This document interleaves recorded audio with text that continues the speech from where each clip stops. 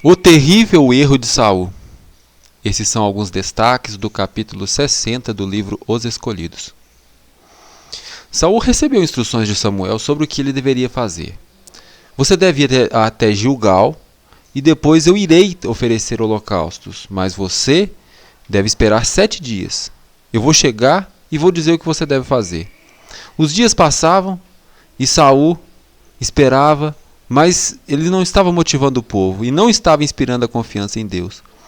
O próprio rei começou a ficar desanimado. Em vez de preparar o povo para a cerimônia que Samuel viria realizar, ele começou a duvidar, estava ficando impaciente, e o povo, em vez de buscar em Deus e confiar em Deus, estava buscando o rei, para que o rei os guiasse.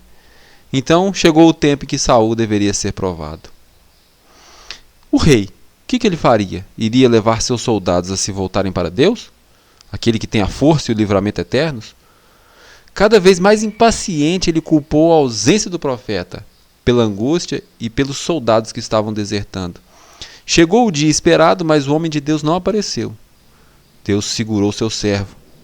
Achando que deveria fazer alguma coisa para acalmar o povo, Saul deu a ordem: traga-me o holocausto e o sacrifício de comunhão. E ele mesmo ofereceu o sacrifício.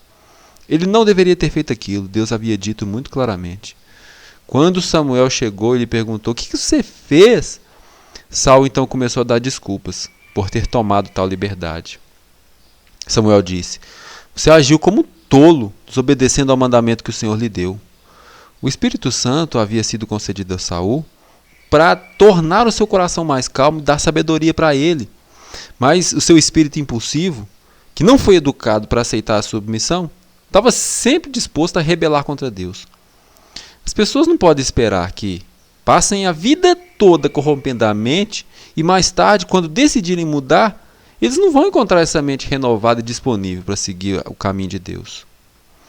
Depois disso, enquanto Deus estava concedendo uma vitória milagrosa por meio de Jonatas, o rei deu uma ordem impulsiva.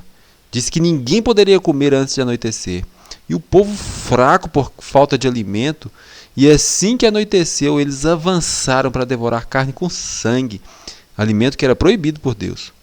Jonatas, durante as horas da batalha, que não havia ouvido aquela ordem do rei, comeu um pouco de mel. Ele não era culpado de pecado voluntário, e mesmo assim, Saul declarou que seu filho seria morto.